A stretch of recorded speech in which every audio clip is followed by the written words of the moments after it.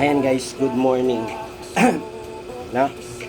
Meron kasing hindi siyempre lahat naman malaya dito sa sa social media, no. So may mga instance kasi na siyempre merong nagko-content sa Novalosia, no, na hindi mo alam kung okay siya or di siya prove. So normal sa yan sa industries na ganito na merong mga tao na hindi lubos makilala si Novalosia, no. So ang siyempre yung tao na ito, no, may mga tao na hindi member, no, hindi alam yung platform, ano yung meron siyang idea, no? Meron siyang idea. Pero siyempre, yung mga idea na yon, siyempre na ko-collect lang nila yung data, ganyan sa mga nagpo-post na mga members kung paano. Siyempre, ang mga members eager yan eh. Kailangan na ma-convince yung mga yung mga hindi pa members, no. So, wala namang ibang i-convince yun kundi hindi member, tama? So, alangan naman i-convince mo yung member na, di ba? So, ganun yun. So, normal lang po yun sa kahit anong industry. Kahit nga yung mga business natin, yung mga physical business, yung mga talagang restaurant, di ba? Nagko-convince ka rin eh. May mga kliyente kang i-convince dun para pumatok ka dun sa isang business, di ba? So may nag-vlog, no? Paparinig ko lang sa inyo, na. So ayan. Ito. Kumakalat na e-commerce. And kayo na bahala umusga kung legit ba or hindi. Ayan. So meron silang Yun. Kayo na daw humusga kung si Novalosia ba daw legit or hindi. Yun ang sinabi. So meaning, nung una, akala ko member. Pero nung kalaunan hanggang sa huli, hindi po siya talaga officially member. So nag-ano lang siya, parang reaction niya doon sa platform ng Novalosia, no? Okay? So sinasagot lang natin, walang ano dito, office. No? Meron siyang physical office located sa Makati. Yan. The feature So, 'di ba? Merong office. Alam niya may office. So, nag-search. Hindi naman 'yan siguro nakapunta. Ako nga hindi nga ako nakapunta sa office eh. 'Di ba? Aminin ko hindi po ako nakapunta sa office, pero nandiyan lang sa Makati po 'yon, no? Yan. din sila ng When in Manila. Twice, not just once, no? Twice. In-endorse din ng, as far as I know, siya ang may-ari ng Mercato. So, in-endorse din niya yung Novalosia. Tapos, ang brand ambassador nila, si Rufa Gutierrez, no? Bigatin. Na-feature din siya ni Rated Corina. Ayan, si Corina Sanchez, yung YouTube channel niya.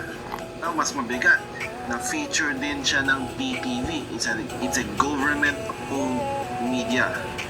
So, everything seems legit, no? Ang daming nag-feature sa kanya ng Bigatin. Okay. Ando na, nakita niya naman lahat sa social media, no, na na-feature siya ng Corina Sanchez, merong tayong product ambassador na si Rufa Gutierrez. So on and so forth, marami siyang alam na picture kasi siyempre magre-research yun about Novalosia. Siyempre lalabas lahat yung mga ano doon, mga tawag dito, tawag diyan, yung mga kung ano yung nangyari mula nung nagsimula si Novalosia, no? So kailangan mo i-showcase, no? I-showcase sa iba't ibang paraan. So ang maganda dito kay Novalosia, no, wala siyang tinatago, no? Binulgar nila lahat kung ano si Novalosia, no? Sinabi lahat. Andun kung itong tao na to nakinig din to sa mga videos na nangyayari doon, no? Okay? Ayan. Let's proceed sa mechanics din. Kayo na humusga, no? So ito yung... Ayun na. Proceed na daw tayo sa mechanics. Kung ano siya Novalosia. proceed na daw tayo sa mechanics. Okay. Homepage ng Novalucia, yung app nila. Mapapansin mo, marami din silang partners, like mga vouchers. You know, Grab, Burger King, KFC, Coffee Bean, Pick Up Coffee. Lahat yan, meron silang vouchers. And Yan. pwede ka makapag-redeem ng vouchers Yes. kung naka-earn ka ng enough points. At itong points mo, pwede mo siya i-convert into Philippine pesos at pwede mo siyang i-withdraw. So for example, meron kang 10 points o nakapag-earn ka ng 10 points, pwede mo i-convert yung 90% ng value ng points mo into pesos. So for 10 points, magkakaroon ka ng 9 pesos. Explain ko naman siya paano ka maka-earn ng points dito. So, two ways. No? One way is through referral. So if nakapag-invite ka ng tao, may ma-earn ka ng points. Again, these points pwede mo siya i-convert into pesos. So meron kang incentive para mag-invite ng mga tao dito. Kasi for every invite mo, meron kang pesos or meron kang pera. And ang second way to... Okay, yun. Ang sabi, yung isang way to earn is to invite. Okay. Tama. May ano siya doon, may punto siya doon. Tama. Yung mga pinagsasabi niya, okay, tama. Approve ako doon. Yun yung first way. Hindi naman ang una talaga din dito is group buying eh. Pero siyempre, siguro isa sa mga sa mga earnings is yung invite. Kasi magkakaroon ka po ng team rewards. Ito po yung sinasabi natin, no? Ayan. So, may mga alam siya pero hindi siya detailed na step by step na talagang kung ano yung kanyang idea niya lang talaga. So meaning nung una na sinasabi ko na akala ko member, so this time na ano ko na forecast ko na hindi siya legit na member, no? So yun. Earn points dito is through participating sa mga ganitong klaseng group buying kung saan if nakahit ng certain participants, like for example itong bag na to, pag nakahit ng 100 participants, currently 3, ang original price na ng 16850 ay magkakaroon ng almost 40% discount, magiging 1,000 na lang. And kung mapapansin mo, karamihan ng mga products dito medyo fix yung value, 1,000, 500, 200, 1,200. Okay. So, napapansin niya daw na fix daw ang product price. Pero, hindi na napapansin yung original price. Kasi nga, ang sabi ni Novalucia, mag-join ka sa akin, gamitin mo tong application na to, discounted ka. So, meaning, yung mga naka-fix price na yon, discounted price yon. Kasi meron siyang original price kung napapansin niya dapat. Kung napansin niya. So, hindi niya napansin yan. 1,300, 1,000, puro 1,000. Puro 1,000 daw. Kaya na ba umus ka kung worth 1,200 ba tong mga products? Di, subukan mo bumili para malaman mo kung worth it ba talaga yan. So, if na-reach mo yung 100 participants, magkakaroon silang raffle, yung isa sa 100 participants ay makakabili ng product na yun at a discounted price. But, if ikaw ang nanalo, meron kang option para hindi mo kunin yung product, ibabalik lang sa yung pera. As you can see here, when you win the item, you can choose to resell on the platform. So, ngayon lang ako nakakita ng e-commerce na kung saan if nanalo ka ng raffle, may option kang... Okay. So, yung sinasabi niyang sell, no? Na may dalawang option. Halimbawa, nanalo ka sa raffle doon sa 100 participants sa isang nag-group buy doon sa isang item. May 100 participant doon. Mayroon isang mananalo doon. Tapos, bibigyan ka pa ng option kung ipapaship mo. Ibig sabihin, pag sinabing ship, may dalawa kang bottom doon na isi-ship or i-refund. Mayroong tinatawag na refund kasi. O, kung pa-ship mo, so yung group buy mo na 1K, for example, yung item na yon, hindi na po yun may babalik sa'yo kasi kukunin na ng company yung parang bumili ka na. Pero kung i-refund mo, babalik yung pera mo pero wala na siyang points. 'Di ba? Sa tingin mo. 'Di ba? So merong may idea pero siya kulang lang po. Sana marami nga doon nag-comment dun sa ano niya sa vlog na niyan to na mag-attend po kayo ng Zoom. Zoom ng Nova Lucia para at least lubos niya maintindihan. Paano ma-attend? Hindi naman siya member, 'di ba? Idea niya lang to, no? Hindi niya lubos. So ibig sabihin, no? Maraming hindi ko alam kung ano yung ano, pero siyempre magaling tong tao na to. Diretso ibenta na. Magigets ko pa kung nakuha mo yung product din, ibenta mo. Pero ngayon lang nakita ng isang plot. Yun yung gusto niyang mangyari. Yung gusto niya yung mangyari na, 'di ba? Kaya nga gusto ni Nova Lucia hindi tayo mapapahirapan Kung ayaw mo ng item, i-refund ang pera mo pero wala nang points. Tapos parang yun na yung ano mo na hindi ko na itatanggapin. Sige. Kasi yung mga user may mga option kasi, no? Kung nakita ko yung item na doon ako nanalo at gusto kong makuha, siyempre gusto kong kunin yun. Bibili pa ba ako sa labas? Nandito na nga sa loob ng application ng apps, 'di ba? 'Di ba? Maraming mga item na gusto namin dito, pero siyempre nantay lang namin kasi ang option talaga gusto namin kasi pumasok kami dito to earn. Kaya nga binigyan tayo ng dalawang option. Kasi itong platform na to is shopping apps. Shopping apps siya, pwede kang bumili, pwede kang kumita, 'di ba? Yung mga ibang shopping apps is discounted. Puro bili ka lang ng bili, no? Pwede naman meron kang ano sila, no? Affiliate. Pero iba naman to, no? Yung Nova Lucia. Ganun yun. Form na bibigyan kayo option na ibenta. Explain ko naman sa yung second way to earn points.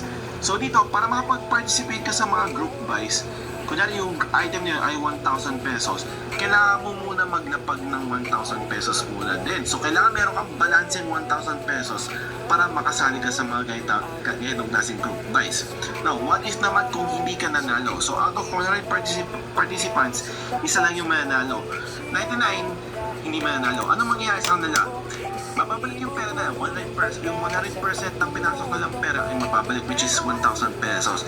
And makaka-receive ka ng 15 bonus points.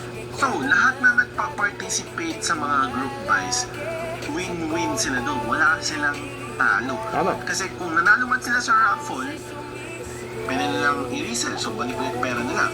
Kung hindi ka naman nanalo sa raffle, meron ka namang 15 bonus points na pwede mo siya i-convert into pesos.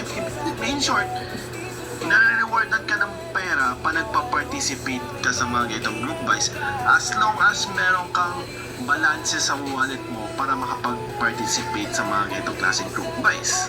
So this means yung mga users dito pwede na lang i-abuse, pwede na lang i-spam. Mag-participate lang sila sa mga ganitong klaseng. Okay, tama yun. Pwedeng i-abuse. Pwedeng kasi gusto nila group buy lang ng group buy. Magpapasalamat ka pa nga kung hindi ka mananalo, di ba? Tama. Yun ang iniisip mo. Tama, sakto. Pero, yung abuse, parang malabo kasi pag-enter mo pa lang siguro, yun yung medyo hindi,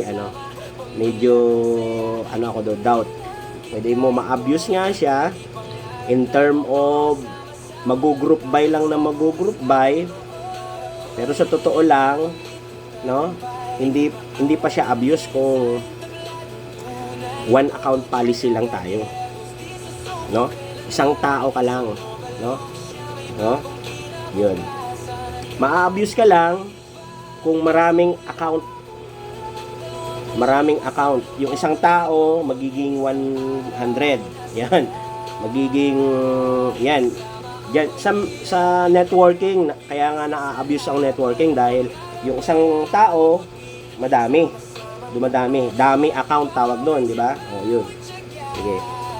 Yun yung, ko siguro. Pero sa normal lang na group buying, kasi kada click mo, kung napapansin mo, parang Facebook, Parang ano, kada click kumikita, kada click kumikita.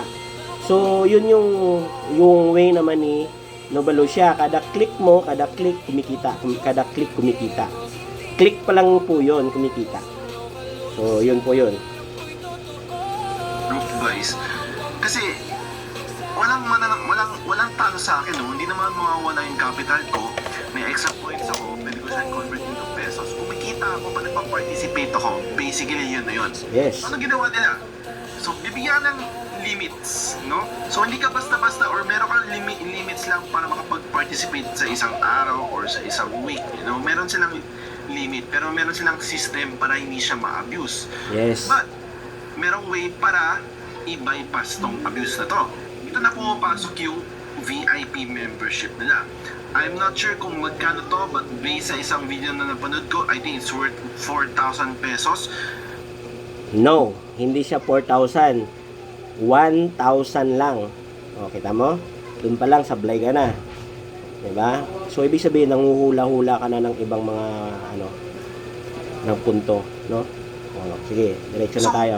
If naging VIP ka, which means magbabayad ka nga, makaka-receive ka ng enhanced points reward. Ano, alam mo na, yung mga benefits na makukuha mo sa Yes. VIP as long as magbabayad ka. Oo. Balik ulit tayo dito kasi iisipin mo, paano kumikita itong kumpanya ito? So, syempre, yung item, may cost yan, no? Binayaran ng kumpanya, Yes. nagpumaso sila. Tama. Tapos, 15 bonus points ang ibibigay nila sa 99 participants. Para mas mabilis yung i-calculate, sabihin natin 15 pesos para sa 100 participants. That's basically around 1,500 pesos. O, sige, sagutin ko na kayo. Bakit daw kumikita ganon? So, yung, di ba naalala nyo yung mga company, nag-ano yan nag-invest sila sa ads. Di ba? Pero kung napapansin nyo, yung Novalucia, no ads. At ito pa malupit. Wala ngang tarpaulin yan dun sa labas Oh, wala ngang, di ba sa EDSA, nakikita mo yon yung malapad na yon, magastos. Tapos, merong mga artista. Sa TV, sa ano. So, yung budget na yon, kung napapansin nyo, yung budget na yon, ang laki ng budget na yon para doon. Ikaw nang nagbanggit sa isang 100 katao, 'di ba, 1,000 lang. So cheap, napaka-cheap lang siya. Para hindi niya mabayaran yung mga tao na 'yon. Kasi yung tao na 'yon, kung alam mo lang, yun yung word of mouth, yung nagchichismis na may Novalucia. Sila dapat talaga ang babayaran, kami. Tapos babayaran lang kami ng 1,000, tapos 100 katao kami. Sila ang mura, di ba? Mura lang kami, pero yun nga, yung mga benefits namin na mga income, no? Araw-araw yun, di ba? Ay, grabe. Sige lang. Sige. So for every group buy, naglalabas sila ng, naglalabas sa estimate sa 1,000 to 1,500 pesos. And sobrang daming nangyayaring group buys dito, no? So imagine mo, magkano ang nilalabas nilang pera para ibigay itong mga points na to sa mga nag-participate. Kung ano yung tatanungin, Hindi nila isusustain yung points na binibigay nila sa mga users. Again, as a user, win-win ka dito kasi yes, basta win-win ka meron talaga. kang sa wallet mo, participate ka na lang participate nito. Kahit hindi ka manalo, may points kang nakukuha, pwede mo siya gawin pesos. Okay, so dito na pumapasok yung kayo na bahala mag-isip, no? So, Siyempre, as a user, iniisip mo yun ang pinaka-importante sa'yo is marami kang pera sa wallet mo. Kasi kung marami kang pera sa wallet mo, Tandaan nyo guys, ikaw rin mismo nagsinasabi na merong limit. Mayaman ka man, mahirap ka man, merong limit ka lang. Hindi ka pwedeng sumobra doon. Yung sinasabi mo marami kang pera. Pag marami kang pera, walang kinalaman yung marami mong pera. Matatapatan na mahihirap yung maraming pera na yon. Sa dito sa platform na to pero kung yaman lang, di mayaman sila, mahirap kami, ganon. Pero dito sa platform na to, walang mahirap, walang mayaman. Pare-pareho kaming kinikita lang dito, pantay-pantay. Yun. Pag marami kang pera, walang magagawa yung dami mong pera dito. Makakapag-participate ka sa mga, sa mga group buys na yan. So, importante, meron kang malaking capital sa wallet mo. So, ang gagawin mo, sali ka lang ng salip, kukuha mo lang yung 15 points kasi, again, mababalik naman sa yung capital. Yes, tama Kumikita yan. ka ng 15 points for every sali mo sa mga group buys. So, Yan. oras lang inaantay mo dito para kumita ka. I-remind ko lang sa Yes. inyo, pag nag-deposit ka ng pera dito, Oo. yung pera mo ay nasa Kanila. O, tama. Okay? Alangan naman Nasa sa'yo. kanila. And you're willing to risk that money sa wallet mo para mag-earn ka ng 15 pesos sa bawat Okay.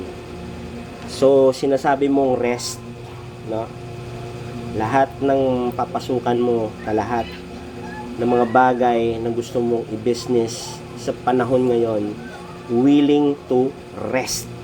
Yun yung tandaan mo. Kung hindi mo kayang i-rest, wag ka na. No? So, yun lang naman eh. Kung magnegosyo ka, mag-open ka kayo ng mga business na restaurant, magre-rest ka rin naman eh. O, ano mo? O, mag-o-open ka ng ano pang mga business ngayon, physical, para gusto mong sure ball na may kita ka kaagad. Sa una, magre-rest ka rin. Hindi mo pa alam kung mag-sustain yung ano mo. Ito, normal lang. Dahil, siyempre, nung una, nag-iisip ka rin. Nakita mo medyo, pero, sa kalaunan, na-overcome yung tinatawag na takot, pangamba. Kaya nga sinasabi natin kung hindi mo susubukan, paano mo malalaman? 'Di ba? Ikaw, nalaman mo na, pero hindi mo pa na sinubukan. Sayang pa, boy. Okay, boy. Sayang ka talaga, boy. Magaling ka pa naman. Pero okay lang. Siguro, next time, okay yung ano mo. So, hanap ka pa ng ibang mga platform. Marami dyan. Lumabas na ngayon. Oo. I-check mo na rin. I-vlog mo na rin lahat. Oo. Para malaman mo kung legit o hindi. So, yun lang guys, no? Alam mo. Kanina, medyo concerning yung sustainability na itong platform na to. Anong mangyayari kung hindi na nila masustain? Anong mangyayari dun sa kumpanya? So, anong mangyayari sa malaki mong capital sa wallet mo? Diba, ano daw mangyayari? Di wala. Yun ang nangyari. Diba? Pero sa akin, guys, no? Sa akin, itong mga bagay na, huwag kayong matakot dahil dati naman tayong wala, no? Dati naman tayong wala, no? Nagkakaroon lang tayo dahil may mga platform na ganito na nagmamalasakit, no? Maraming tinulong tong Nova Lucia sa community, no? Tapos pilit pang i-down ng mga ibang tao na hindi mo alam kung anong pakay, ano bang motibo nila, i-aware ba ang tao na talagang yung duda nila ipapasa nila sa ibang tao, no? Kung ikaw yung pong klaseng tao na nagdududa, huwag na. Yun lang yun. Pero yung tao na may mga pangarap sa buhay, no, hindi mo idadamay yon, no? Sa'yo na lang yon kung ikaw ang nag-iisip ng ganon. Pero yung company, mabait, generous, maraming tinulungan na tao. Siguro hindi mo nakikita yung mga tao na pinupuntahan nila barangay, no? Kung nakikita nyo kung gaano ka welcome sila, no? At itong platform na to, ginawa to, ang target nito talaga is yung mga nanay na nasa bahay lang, walang ginagawa, nag-aalaga ng mga anak. 'Di ba? Paano siya makakatulong sa husband na siya yung nag-araw-araw nagtatrabaho para sa pamilya, no? Hindi nga sapat kakarampot lang din yung minimum wage, no? Yun pa yun, problema. Kaya nagkakaroon din ng mga opportunity na ganito, no? Dalawang bagay lang din. pwede kang mapapasama or mapapabuti. Pero sa tingin ko, ang Novalucia, pinili yung magiging mabuti, no? Kasi nakikita sa community yung ginagawa, yung yung siguro yun yung 'di ba? Ikaw na mismo, kayo na mismo nakakita na picture sa lahat ng mga ibig sabihin, all out. Walang tinatago, walang sikreto. 'Di ba? Yun po, Novalucia lang number 1 talaga.